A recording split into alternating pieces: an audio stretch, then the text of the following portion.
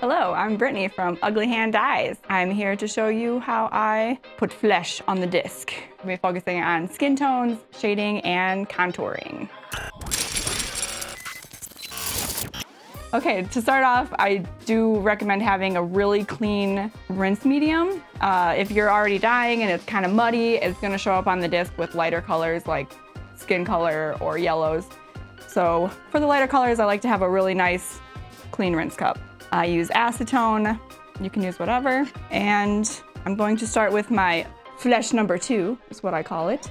It's a mix of bright red, which is now pinkish red, bright yellow, and a little shamrock in there. And it's very diluted, so there's just very little dye, actual dye in it, and a lot of denatured alcohol. I start off by just applying a nice even coat or two of the skin color. I'm really careful not to touch the black too much because a little smudge will be very noticeable with the lighter colors. I use a pretty small brush. I just learned that it's a 10/0, pretty small. Don't want to have too much medium on the brush, especially going around by the black. That's where you're gonna get little imperfections. This is a very light shade. When I add I'll go over it with brown in certain areas where I want more depth, and I'll kind of blend that into the skin color. So I just like to start with a really light base. It's kind of like when you paint and you start with the bottom layer and build up from there. Like any spots that you want to be highlighted, because you have a nice light base, you can leave.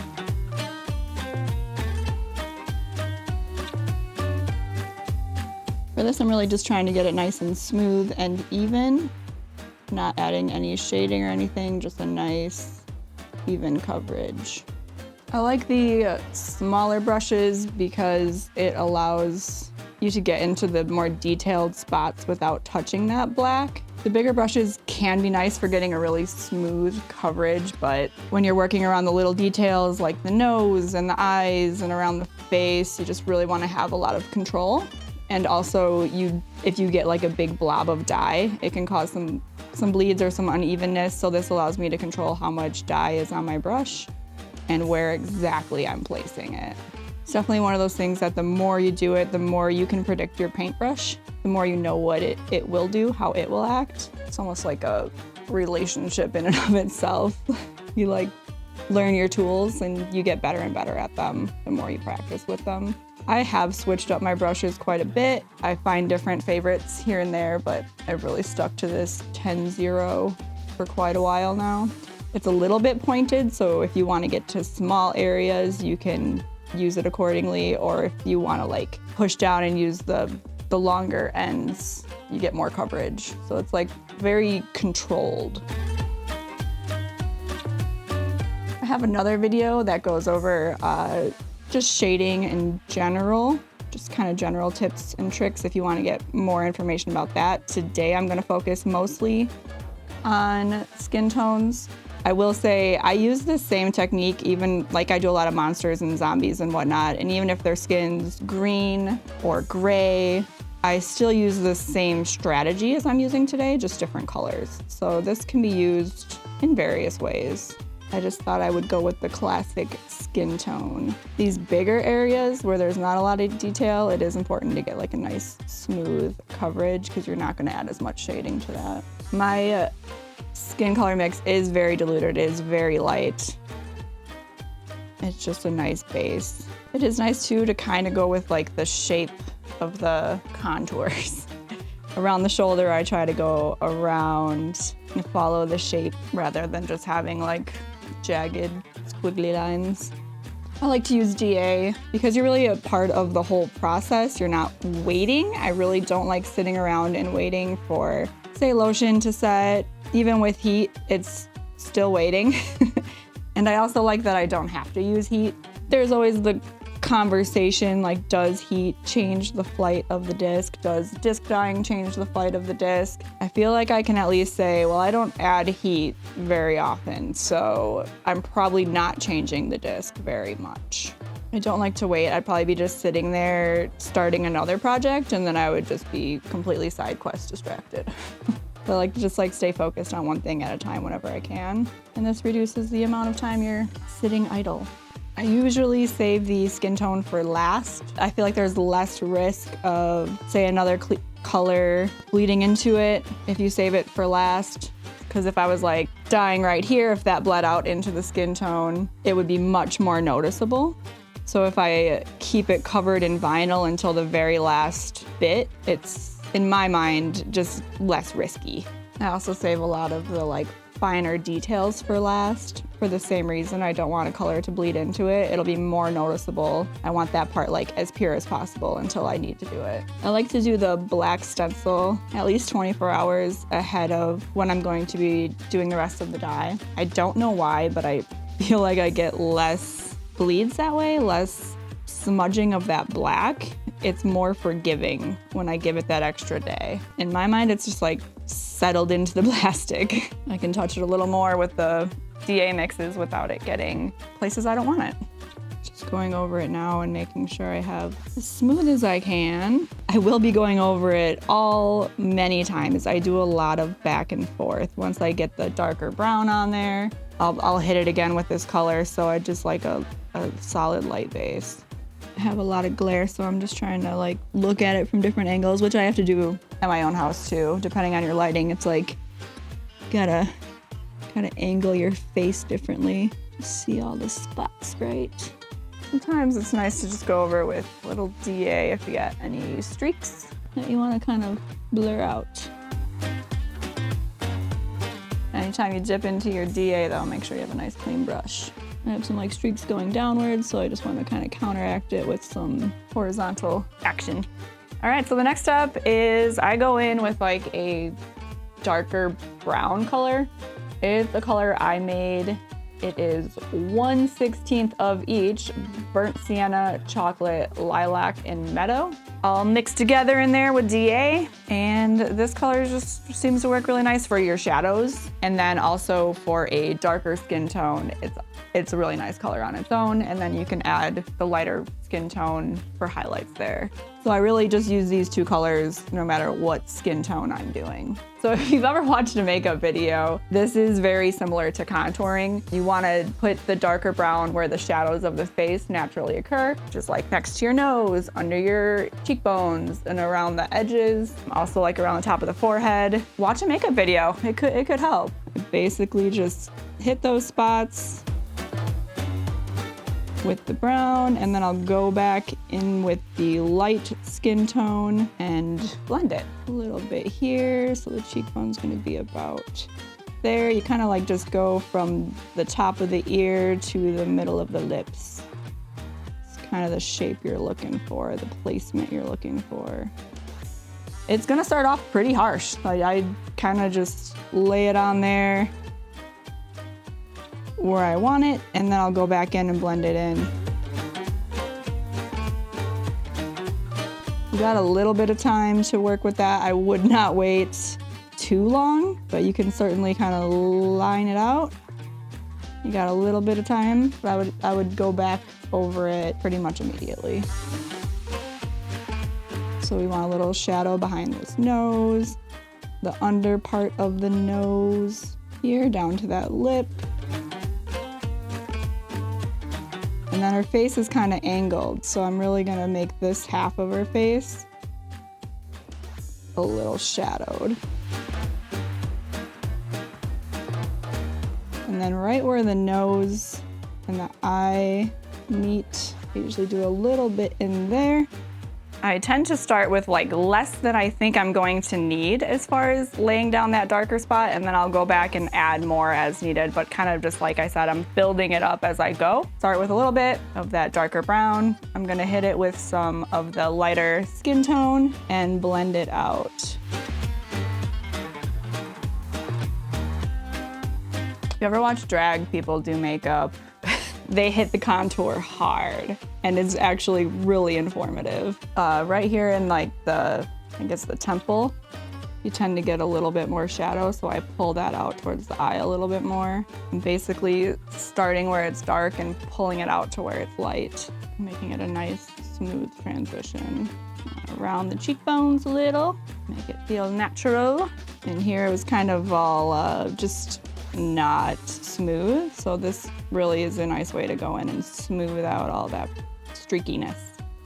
Flesh tone is so light, it's not gonna make much difference. It's just gonna blend it nicely.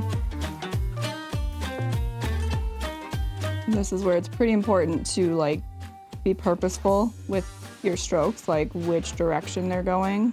You want it to go with this shape.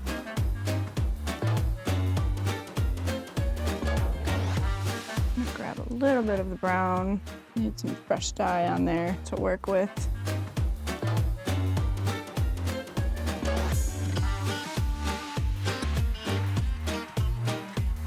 I like to do smaller sections at a time. Like I'll do basically the same thing with the body, but I want to get the face done first. I don't want it to sit too long for the dark to set too much. It won't be as easy to blend then. So I kind of go with like a little area at a time, get that where I want it, and then move on to the next area.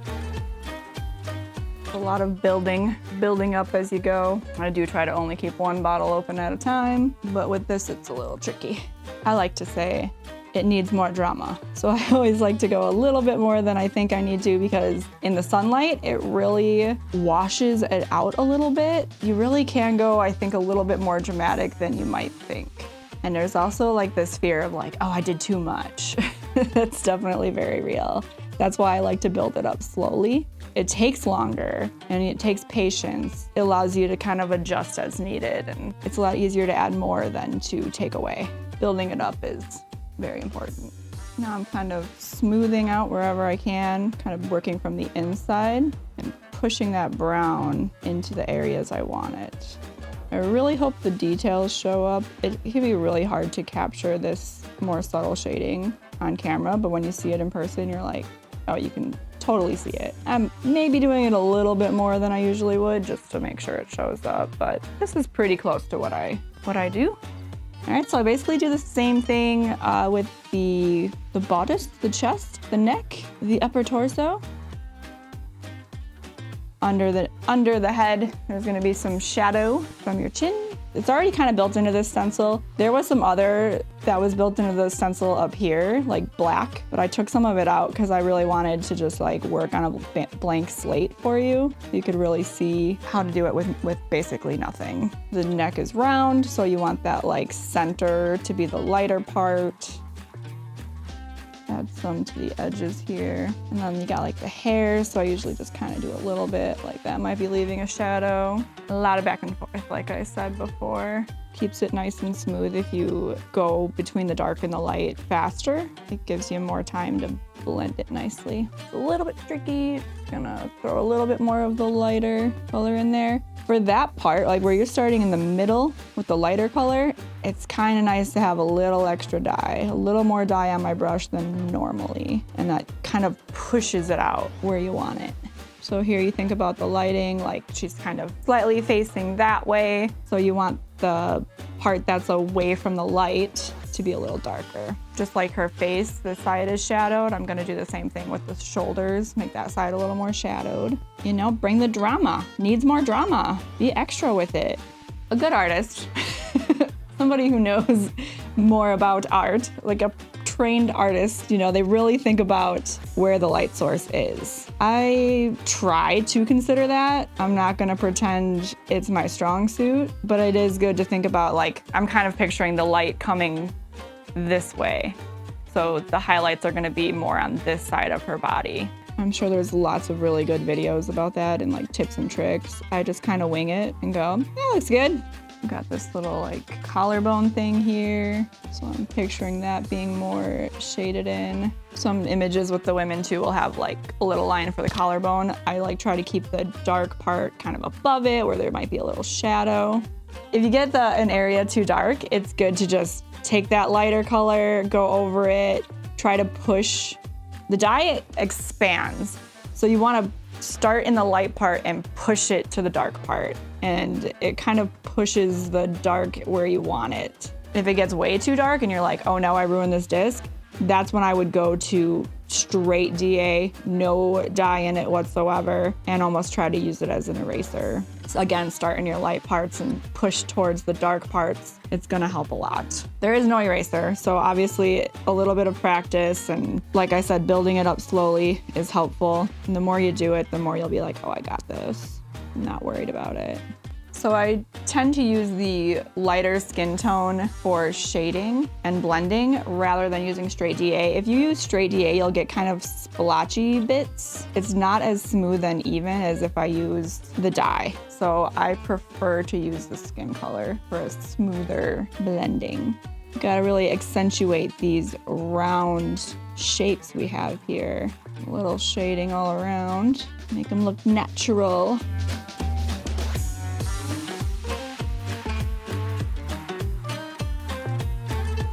Sometimes I'll add a little shadow where there might be a little va-va-voom going on. But on this one, the image, I just feel like it doesn't really work with it. Sometimes it will though. And then I just spend time smoothing everything out as much as I can. Taking that lighter skin tone, starting with the lighter highlight parts and just working my way to the darker parts and just making it nice and smooth.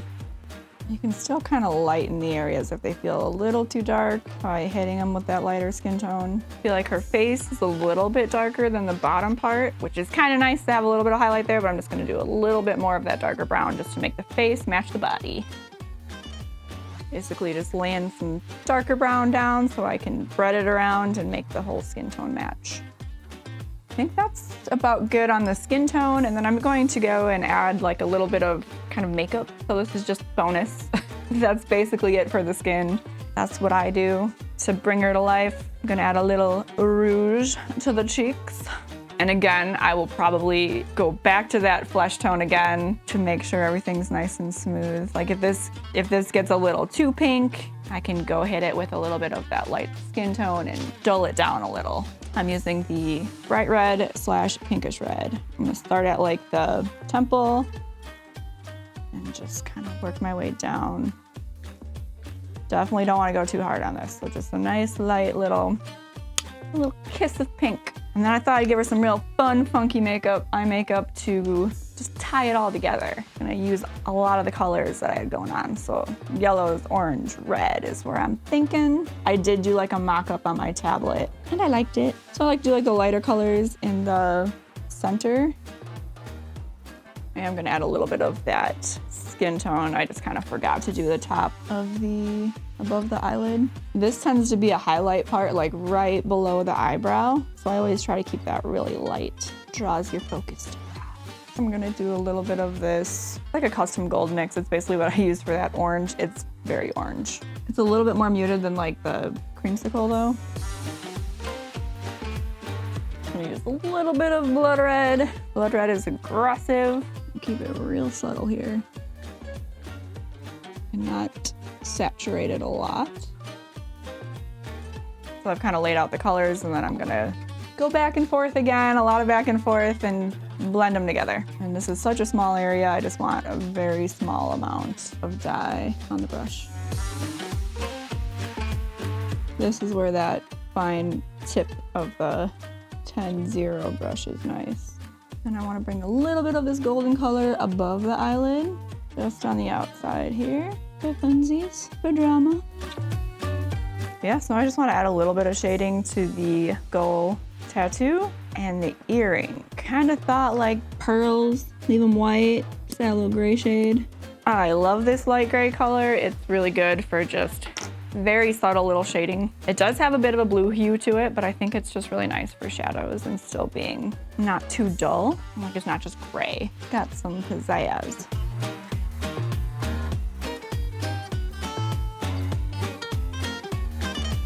If you found any of this interesting, you can check out my other shading video. It is on the Dyers Guild website, as well as their YouTube. Some tips and tricks I have for shading there. The ears I tend to make, darker on the inner part of the ear where the sun isn't gonna shine so much. And just leave the outside pretty light. Maybe a little shading where like the hair is, give it a little dimension.